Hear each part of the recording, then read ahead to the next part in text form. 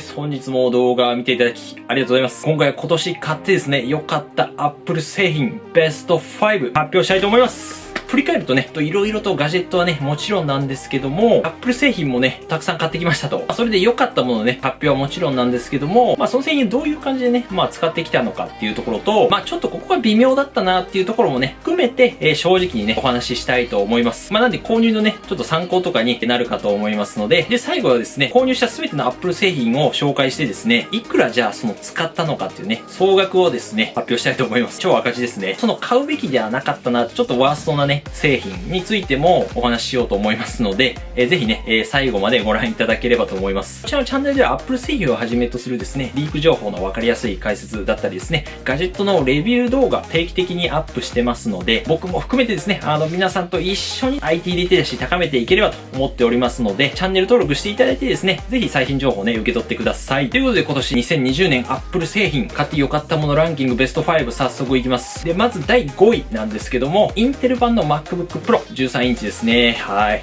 今年の5月に発売されたばかりなんですけども、発売直後に容量以外はですね、フルスペックでね、ポチりました。これがですね、後悔の始まりなんですけども、CPU はね、第10世代のですね、Core i7 ですね、新しいものを積んで、メモリも 32GB までアップグレードできるようになりましたので、できるだけね、動画編集のね、効率を上げたいと思って購入してしまいましたと。後々ね、ちょっと後悔することにはなるんですけども、その理由ね、お分かりの方もいると思いますが、ちょっと後半でね、お話ししますね。個人的にはね、この Pro の13インチの開封レビュー動画っていうのが、結構バズったというか、それもあって YouTube にね、結構本腰入れ始めたっていうのもね、あるので、ちょっと思い出のね、動画でもあるんですが、13インチとはいえですね、今までのやっぱインテルね、MacBook とかと比べると、非常にね、パワフルで、あとキーボードがですね、シザー構造っていうものになって、非常に打ちやすくてですね、使いやすくなりました。もちろんね、5月からずっとね、半年ぐらいメインマシンとしてね、活躍ね、してくれたので、めっちゃ高かったんだけどね。ただやっぱね、5位にした理由っていうのが、どうしてもね、最近出たその M1 チップ搭載の MacBook と比べると、どうしてもね、劣ってしまうっていうところがあったので、詳しくはね、比較動画っていうのをね、作ってますので、そちらもね、ぜひご覧ください。続いて第4位ですね。こちら、HomePod mini ですね。HomePod のその廉価版がね、安いモデルが出る言われてですね、なかなか出なかったんですけども、今年ようやく出ました。いわゆるスマートスピーカーというものですね。ちなみにね、自宅の方でね、HomePod のね、こちらの HomePod mini の大きいバージョンも使ってるんですが、めちゃめちゃ音いいんですよね。音質ね、非常にいいんですけども、やっぱ3万円近くするね、スマートスピーカーということでですね、なかなか正直高くて売れてなかったんですよね。他の他社のね、Google とか Amazon とかと比べると非常に高いので、そういうこともあって、今年の HomePod mini っていうのは、約1万円ぐらいで買えるモデルになったので、非常にね、お求めやすくなりましたね。サイズ感としては本当のリンゴぐらいのね、サイズ、手のひらサイズなんですけども、音がね、本当このサイズ感で、出ると思えないような結構ね、いい音が、出るんですよね。大体同じこの1万円前後ね、価格帯の例えば Google Nest Hub とか、Amazon のね、Alexa とかもいろいろ出てるんですけども、音については抜群にやっぱいいですね、HomePod mini。iPhone とかね、iPad とかあれば、最初の設定とかも非常にスムーズにできるので、近づけたりするだけでね、設定とか終わるので、連携とかもね、結構スムーズなのでいいかなと思います。ただね、やっぱ第4位にした理由っていうところですね、こいつやっぱりね、Apple 製品でしかね、音楽再生できないとか繋げられないっていうところなんですよね。HomePod はAirPlay っていうね、Apple 独自の企画でですね、Wi-Fi 経由でデバイスごとに繋げるっていうね、方式をとってるんですけども、つまりこれちょっとね、これが癖者で、Bluetooth 接続っていうのがね、できないんです。例えばスマートフォンと Android で、HomePod mini の再生とか、そういうのはできないんですよね。Apple 製品以外は繋げないので、いうのもあったりして、あと、同じ Wi-Fi 環境じゃないと繋げれないとか、正直ね、結構そこら辺がね、めんどくさいってあったりするので、第4位っていうことになりました。続いて第3位はですね、Apple Watch の SE ですね、40mm モデル。今年はですね、新しくシリーズ6とですね、SE というね、モデルが登場しました。詳しいね、そのラインナップとか、ちょっと買い方みたいなところはですね、以前のね、こちらの動画で解説してますので、こちらをね、詳しくはご覧いただければと思うんですけども、Apple Watch SE はですね、例えばその iPhone SE みたいな感じで、廉価版としてですね、安いモデルで登場した Apple Watch になります。ざっくりね、例えばシリーズ6との違いを3つだけね、3つ挙げるとするとですね、シリーズ6の方には血中酸素濃度の測定っていうのができます。いわゆるその血液中の酸素濃度っていうのがね、ちゃんと酸素行き渡ってるのかどうかっていうね、が見えるのかっていうところ。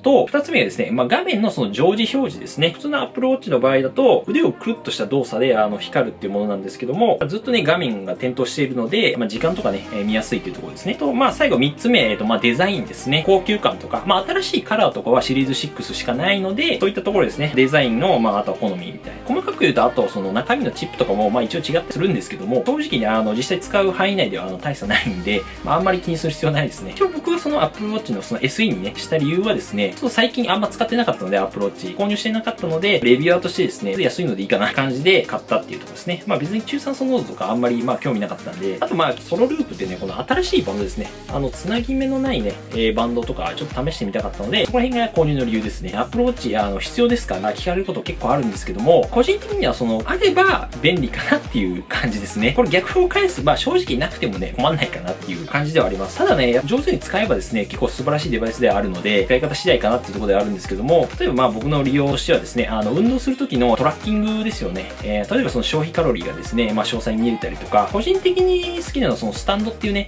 機能なんですけども、例えばこういう感じで1時間ね、1時間以上座ったままになると、おそらく健康に良くないんで、立ちってください。通知がね、アプローチの方に来るんですね。手にブルブルってきて、立ちってちょっと動き回って、また作業するんで、頭スッキリした状態でね、作業を続けられるみたいなところがあったりするんですね。もう一つは、あと睡眠の計測とかあるんですけど、寝てる間とかもつけてるんですよ、ずっと。例えばスリープサイクルとか、オートスリープっていうアプリ使ってるんですけども、アプリでその睡眠の質とか、傾向みたいなのを、見れる、記録できるんですね。スマートフォンだけでもできるんですけども、Apple Watchとかデバイスつけることによって、心拍数測れたりとか、もうちょっとね、細かい情報とか見れたりするんで、活かしてる。結構使ってみたいなって思ったところも、購入の理由ですね。目覚ましとこうしてもね、手にね、ブルブルってくるんで、起きますね。寝てる間つけてると、じゃあ充電はいつするんですかみたいなね、聞かれたりするんですけども、大体やっぱお風呂の間とかに20分ぐらい、2、30分ぐらいね、充電しておけばですね、全然ね、持ちますね、充電自体は。大体寝てる間にこう消費するのって、多くても2、30% ぐらいなので、例えばその睡眠時間とかこう決めておいて通知来るようにできるんですけども、そういう設定とかしておくとですね、寝る前に例えばその充電が 30% 以下であれば、充電してくださいよみたいな通知とかもね、結構賢いんですよね、こいつ。自動できたりするので、そういう意味でApple Watchね、やっぱ進化してるなって思いました。そういうところにね、うまく使えればですね、結構スマートに生活できるので、そういう方はね、やってみたいという方はおすすめですね。続いて第2位はですね、iPhone 12 mini ですね。待望のやっぱこの小さいサイズでね、大画面の iPhone っていうのをね、やってきました。発売してからね、だいたい1ヶ月ぐらい、僕使ってるんですけども、この 5.4 インチサイズ感がね、めちゃめちゃいいです。軽さ的にはやっぱ 133g、非常に軽さもあるし、やっぱ持ち運びとかでね、やっぱポケットでの収まりとかもね、いいですね。また価格とかもですね、やっぱ iPhone 12シリーズの中では、一番安いものになりますし、安いにもかかわらず、やっぱ性能はその12 Pro とかですね、別に中身のチップとか一緒なんで変わらないわけですよ。このやっぱコンパクトさと性能の高さですね、フラッグシップと変わらないと。一番いいものと変わらないと、価格も安いっていうことで、非常にね、やっぱ買ってよかったなと思った製品です。一応僕 iPhone 11からね、変えたので、画面のね、やっぱ小ささっていうのがね、最初ちょっと気になったんですけども、やっぱ使ってると慣れました。そこは問題ないかなっていうところで、あと、心配してたそのバッテリー持ちなんですけども、普通に使う範囲で、一日中使って切れたってことは、今のところないですね。一応日常使いの分では全然問題ないかなっていうところ。ただやっぱ動画とか写真とかね、撮影で一回ちょっと使ったんですけど、ゴリゴリ使うとさすがになくなっちゃうんで、そういう方は、やっぱ12 Pro Max とかがいいのかなっていう感じですね。充電持ちについては、基本的にやっぱね、問題ないかなっていうところですね。長期レビューとかもね、ちょっと動画で上げていければと思ってますので、気になる方はね、ちょっとコメントとか、チャンネル登録お願いいたします。最後ですね、今年購入して良かった Apple 製品、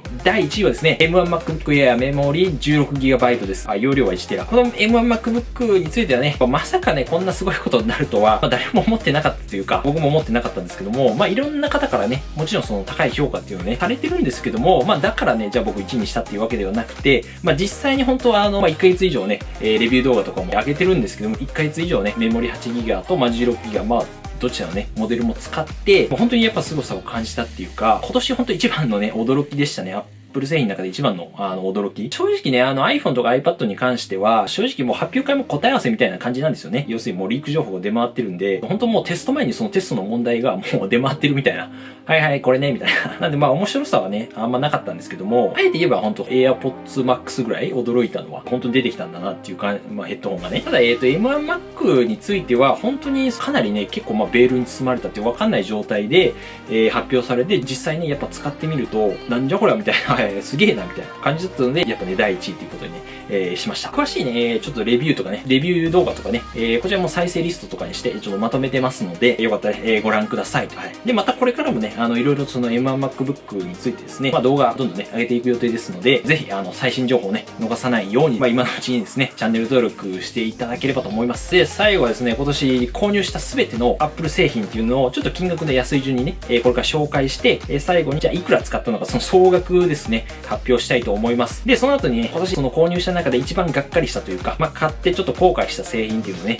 ちょっと理由とともに紹介したいと思いますので、最後まで見てもらえればと思います。はい。正直言えばちょっとね、総額計算したくなかったんですけども、一応全部で今年はですね、8つの Apple 製品買いました。お布施してました。はい。で、1個目が、まずマグセーフの充電器が4950円。2つ目がホームポットミニ11880円。Apple TV4K 21780円。iPhone 12 mini 128GB。Apple Watch が32780円。M1 が 8GB メモリで115,280円。今もう1個186,780円。こちらメモリ 16GB の方です。最後、8つ目がインテル版のフルスペック 339,680円。はい。クソ高い。ちなみに全て税込みで、合計金額はなんとですね、80910円ですね。はい。80万円乗ってました。使いすぎだよ。マジか。実際はね、iPhone 11とかですね、前のやつ、いろいろと、売ったりして、Mac もこれから売るんで、めちゃめちゃ超赤字ってわけじゃないんですけども、YouTube 自体はね、普通に赤字ですね、これ。じゃあ、買ってね、じゃあ一番ちょっと後悔した製品っていうものをですね、マグセーフチャージャーかな。マグセーフ充電器ですね。磁石でね、そのくっつくコンセプト自体はね、簡単に充電できる場所を探せるみたいなね。それは全然いいとは思うんですけども、充電スピードがね、まずそんなやっぱ速くないというか、普通に遅いっていうのと、結局なんかそのケーブル伸びちゃってるしっていうのと、あとそのライトに挿すのと、なんか充電磁石の時にくっつけるのって、結局あんま変わんねえなっていうところで、それで4000、5000円近くか、コンセプトはね、悪くなかったと思うんですけど、正直ちょっとおすすめはできないかなってことで、ワーストですね。あとやっぱりね、後から思うと、このインテル版のプロ13インチですね。はい。今考えると M1 と比べるとね、高すぎだろうみたいな。なんで5月に出したんだよみたいな感じは正直あるかな。ちょっと YouTuber のね、ちょっと宿命と思って、はい。お布施っていう感じですね。で、またちょっと今後はですね、また区切りにもね、年内でいいということで、YouTube のその収益とかもね、ちょっと公開しようかなっていうところで、やっぱお金の話気になりますよね。登録者大体今3000人、そうそう4000人ですかね。3000人で、どれぐらいね、じゃあ収益あるのかみたいな、そこもね、全部ちょっと共有したいと思いますので、今後はね、2021年、じゃあ Mac とか、Apple 製品どうなっていくのかとかですね、M1 チップね、じゃあこれからどうなっていくのかみたいなところは、こちらの動画もね、参考にしていただければと思います。今後もね、また新しい情報出てきたらですね、どんどんアップデートしていきますので、解説していきます。こちらの動画少しでも役に立ったと思った方は、チャンネル登録、グッドボタン、コメントもですね、ぜひ、気軽にお待ちしておりますので、もちろんね、全部見させていただいております。非常にね、参考になってます。ありがとうございます。ということで、またね、次回の動画でお会いしましょう。良い年末、良い一日お過ごしください。バイバイ。